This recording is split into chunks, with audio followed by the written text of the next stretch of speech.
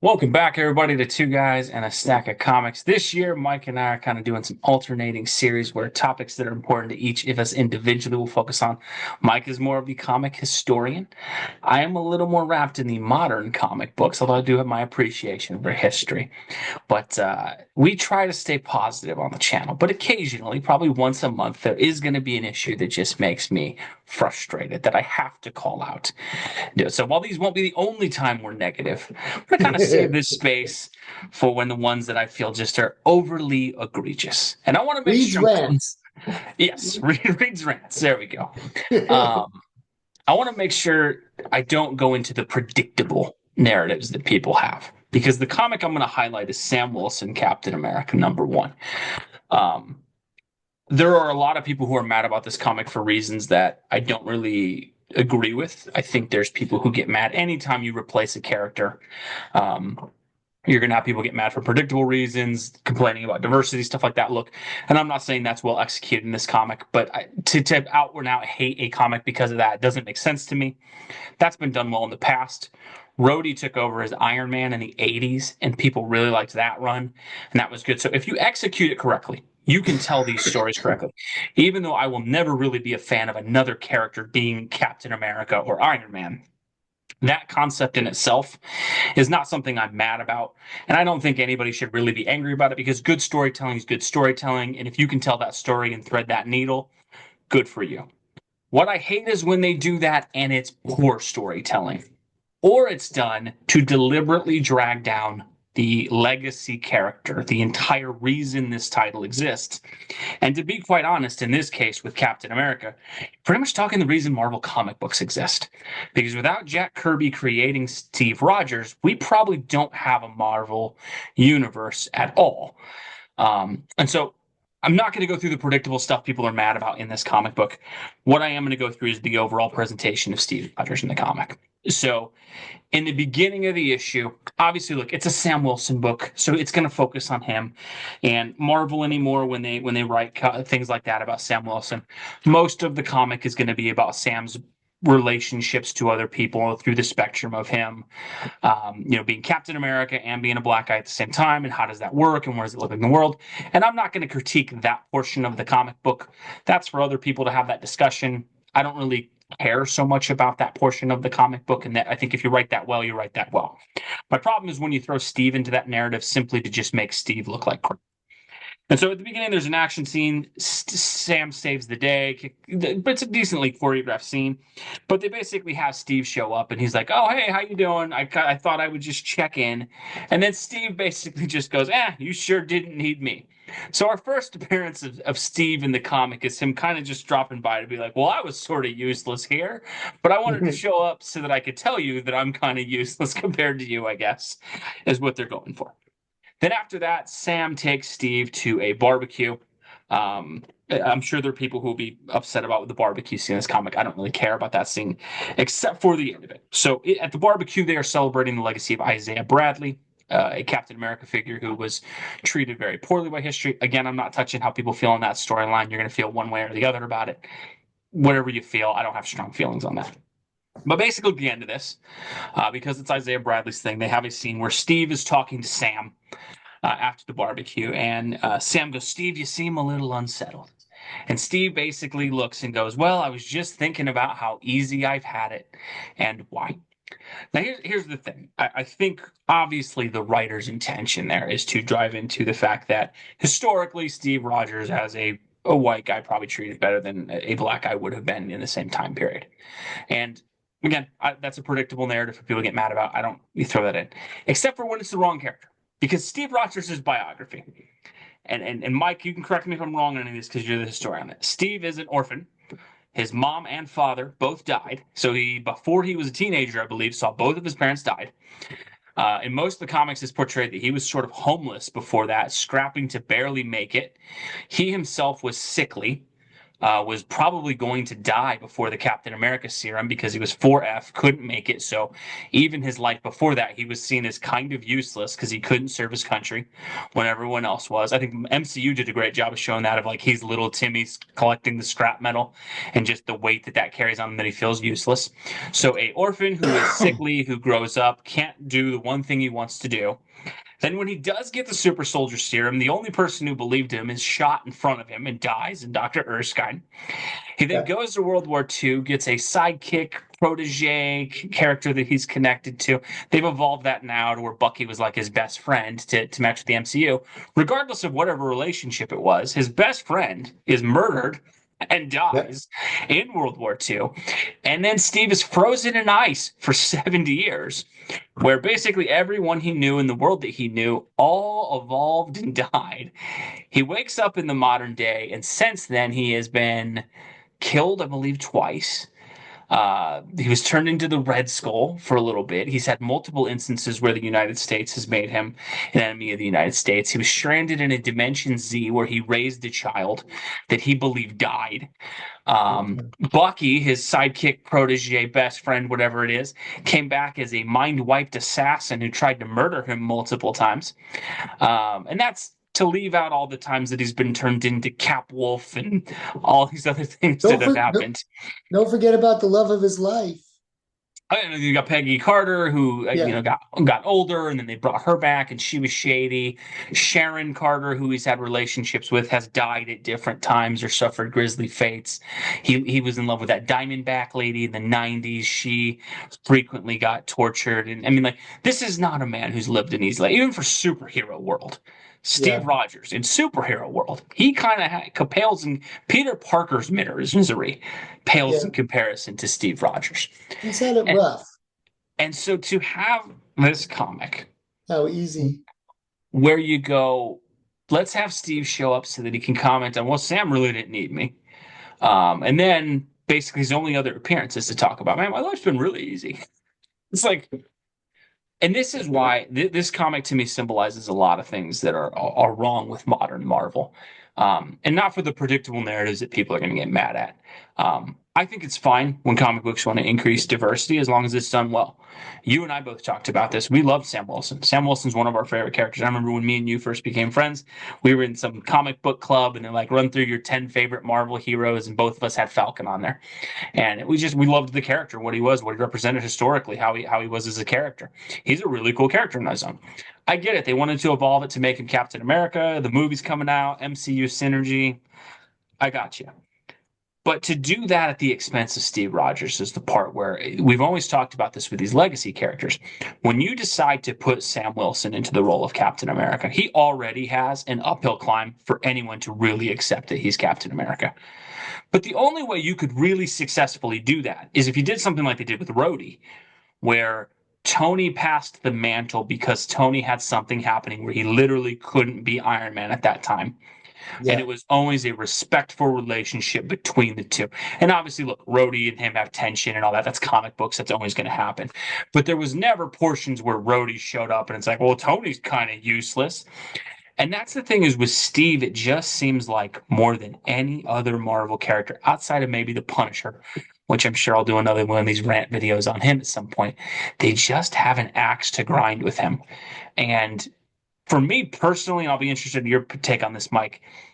I don't know why, because in all honesty, he's the most important Marvel character, right? Spider-Man's the most popular, but Steve Rogers is the most important Marvel character. He's got the longest legacy. I Remember just when don't we get did what's the your Mount take on the whole thing? Rushmore? Remember when we did the Mount Rushmore of Marvel Comics? Yeah, no, we did a video where we said Captain America is Captain the greatest America's Marvel on hero. there. He is. He is. He's the character that started what would become Marvel years later. Yeah, I agree with you. You can't take down the legacy characters a peg just to um, give your shot at the new character a boost. I think that's a cheap way to do it. Um, Steve, and I don't agree with all the things that they've done to Steve Rogers over the years because Captain America, he's like he's like the Superman of Marvel, right? For sure. He's For always sure. got to be he's always got to be the good guy. He always has the right moral compass, and he's always fighting against tyranny, and he's always has the right moral compass. And his struggle has been real in comic book history. He's gone through a lot. To He's say he's probably the most yeah, tortured comic yeah, book outside of the Hulk. ever, ever, yeah. To say he's had it easy is laughable. But I think that just a word to the writers when they have to do this kind of thing. Like, I get it. There's a big corporate push because we got the movie coming out, which I hope is going to be amazing. The costume looks really cool. He's got the shield and the wings, and I'm really excited to see it. Um, but you just can't kick a character down like that. It just cheapens the brand that you're trying to create. You just can't do it. I know it's easy fodder and people want to go there. Maybe they have an axe to grind. I don't know.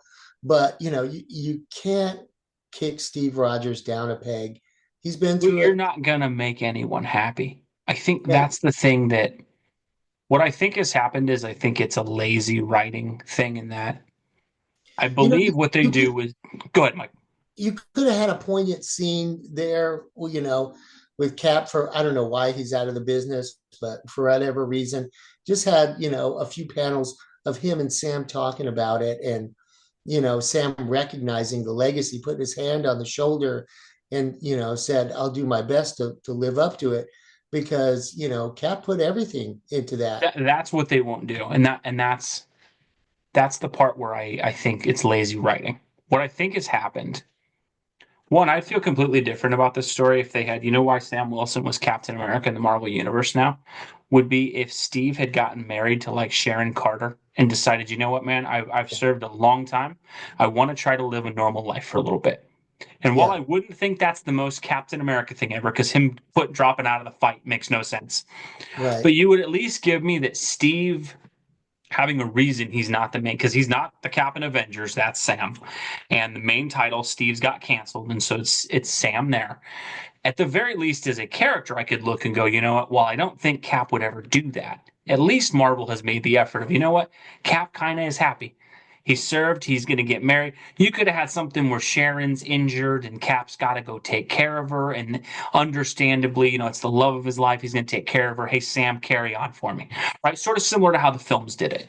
Right. And while, again, I'm never going to be a huge fan of Steve not being Captain America, there's a way to passably, peaceably hand off the shield in a respectful way. The greatest example of this I've ever seen was Batman Beyond, right? Where they literally created a condition where Bruce could no longer be Batman and he was the mentor protege relationship to Terry McGinnis. Yeah. And I think that's why you've seen so many Batman fans who love Terry McGinnis because it's not a shot at Bruce for him to be Batman.